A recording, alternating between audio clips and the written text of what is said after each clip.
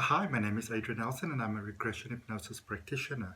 In this video, I want to show to you how easy it really is to get into a state of trance and what it is that you can sort of do when you're in a state of trance. Now, before we get into this, what I would like to really stress is that this is just really for this video is sort of like just for demonstration purposes.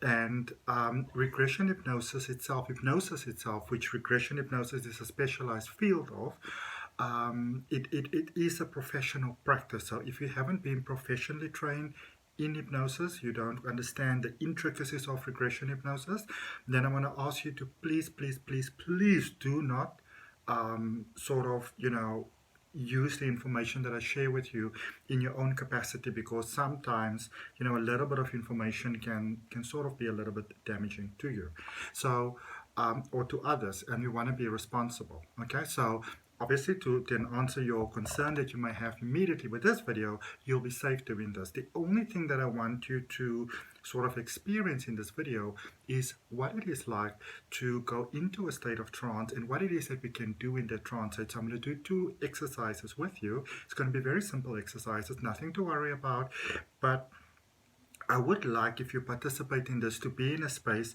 where where you can relax and you can calm down. So maybe you're sitting down, preferably not laying down, sitting up, just in a relaxed position.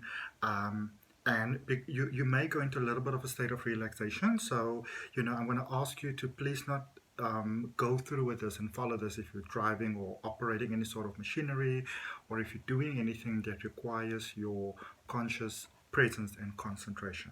All right, so what I'd like you to do is I want you to just take a nice deep breath. That's all you do. You just take a nice deep breath, and then we just let that breath go. Just release and just let it float away, just very easily and very effortlessly. You can maybe just close your eyes and take in a little bit deeper breath, allowing yourself to just feel that beautiful breath, and then just release and let it float away from you. Let's just take one more together, just taking one beautiful breath, just releasing it and just letting it go. Okay, keeping your eyes closed.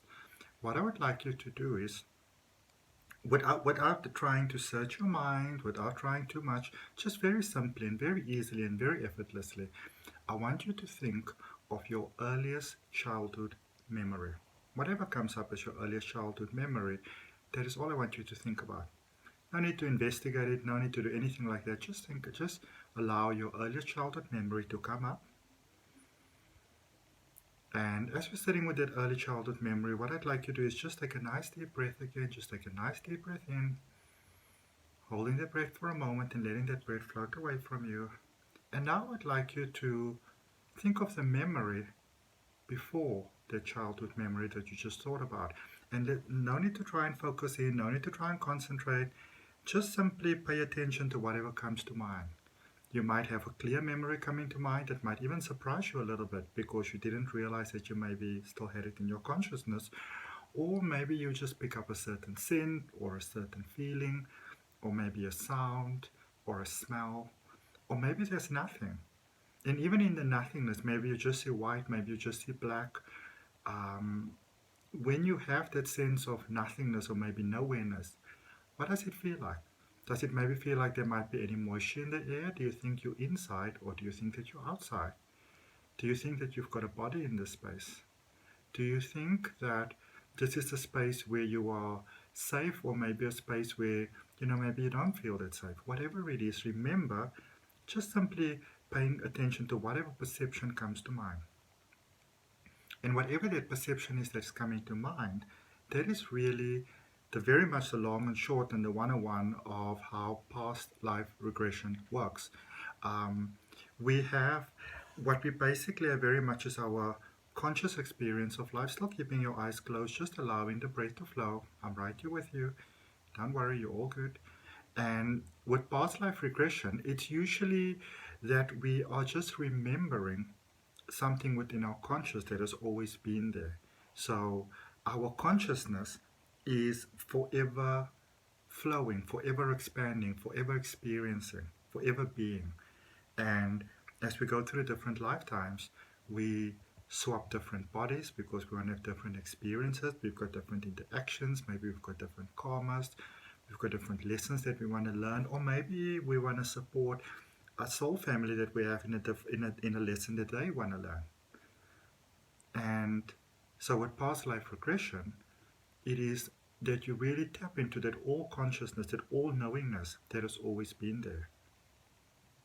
And now what I'd like you to do, still with your eyes closed, still breathing, just relaxing, I want you to visualize or imagine or become aware of two round, translucent globes right in front of you. So maybe two big glass balls, but these are very strong balls. They're not going to break, you know.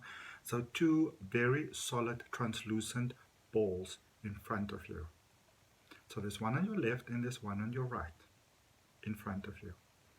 So in the ball on your right hand side, I want you to think of any worry, any fear, any concern, anything that's overwhelming that you have in your life at the moment, anything that you don't like, any particular sort of problem or inconvenience, something that you're unhappy about, something that really bothers you.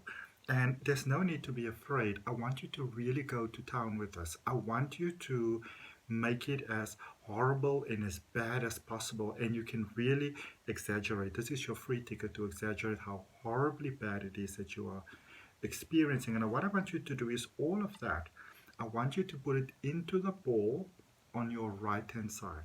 So with the two balls in front of you, you put that in the right hand side. You can really look at it, see it, observe it, experience how uncomfortable it is, how much you don't want it in your life. And the bigger you make it, the more your brain would want to get rid of it.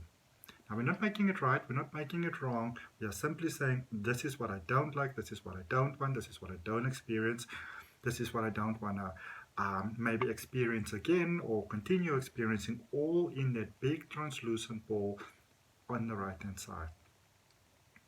Now, on the ball on the left hand side, let's focus on that ball. In that ball, I want you to really, in this instance, go to town in the space of what is the ultimate solution that you would want to have to the problem that you are experiencing. Now, again, this is where you can really go completely out there. And I want you to think of the worry, the problem, the fear, the concern, whatever it is that you have. I want you to, as you focus on it and you're looking at this ball on your left-hand side, I want you to imagine that 3 years have already passed, that you've already gotten the solution that you wanted. You've already received everything in ways that were way better than you experienced, or that you would have liked to experience even, or imagined experiencing. So let's say, for example, that on the ball on the right hand side, maybe you're having some financial problems at the moment, or maybe you're having some problems with confidence, or like some sort of phobia, or maybe a problem with romance. Maybe there's something happening at work, there's something happening at home, there's something happening with your kids, there's something happening with your parent or your partner or your friend or your animal or your home or your car or whatever it really is, or your health. So what I want you to imagine is that in the ball on the left hand side, 3 years have passed after the solution, the perfect solution, has already been initiated. So if your problem, for example, was finances, you are now in a space where for 3 years you didn't even have to think about money. You never even needed to think about money whatsoever because it's there. If your concern was health, then let's say for 3 years already, you are living in absolute, perfect, incredible, fantastic health. That health concern that you had it's almost like a distant memory. It's almost like it never actually happened. The same goes for romance, the same goes for confidence or phobias or whatever it may be. Now what I want you to do is I want you to bring your awareness back to yourself, the observer, and then looking at that ball on the right hand side where you have the sort of space or the energy or the circumstances or the period that you really don't want to have. Then I want you to also look at the one on the left hand side, which is ideally what you'd like to have, absolute utopia, absolutely perfect, all for the highest good of all, everybody benefit. Now from the space where you are, I want you to realize that you've got a choice. You can choose if you would like to keep the ball on the left hand side or the ball on the right hand side, but you don't have to keep both. And if you choose that you would like to keep the ball on the left-hand side, the one that is more preferable. What I want you to then do is visualize or imagine that the ball on the right-hand side, what you don't want to have, that it is still kind, and it is also here to teach you a lesson and to support you, but the ball on the left-hand side, with all the good stuff, is most definitely here to support you as well.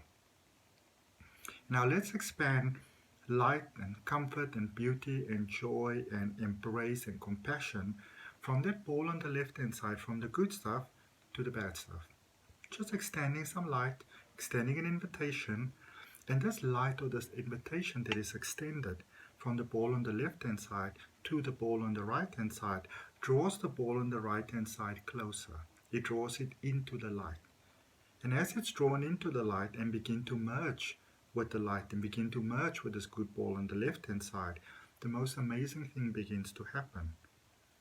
All those things on the right and the ball on the right-hand side that seem so horrible and so gross and so unacceptable and so overwhelming and seem like you can't overcome it, it's beginning to be filled with light. It's beginning to be filled with love and compassion and understanding and forgiveness. Forgiveness for yourself, forgiveness for others, letting go of whatever it is that you're holding on to. The things that you're consciously aware of and even the things that you're not consciously aware of. And as things progress, this ball that was on the right-hand side is becoming completely immersed by the ball on the left-hand side by the light. And what happens with light? It's like when you step into a dark room, you switch on the light and everything is light.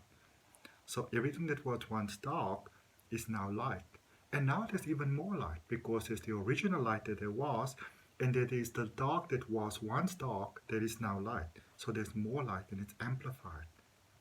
And if you like how that feels, you can lock in that feeling. And the way that you lock that in is by either your left hand or your right hand, whichever is preferable to you.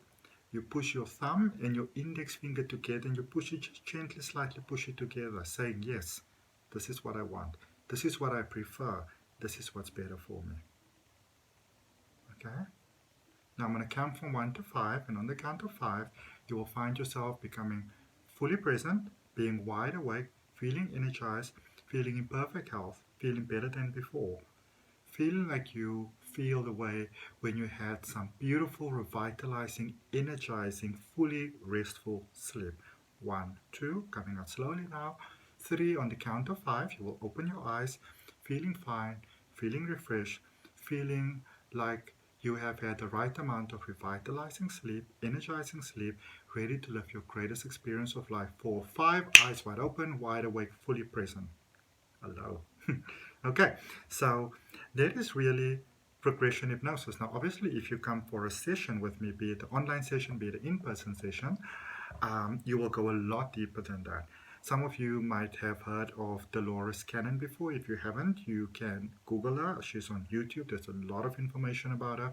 She's one of the pioneers really for past life regression, for quantum healing hypnosis, for beyond quantum healing, which is an incredible modality by a lady that worked with Dolores Cannon for many, many years.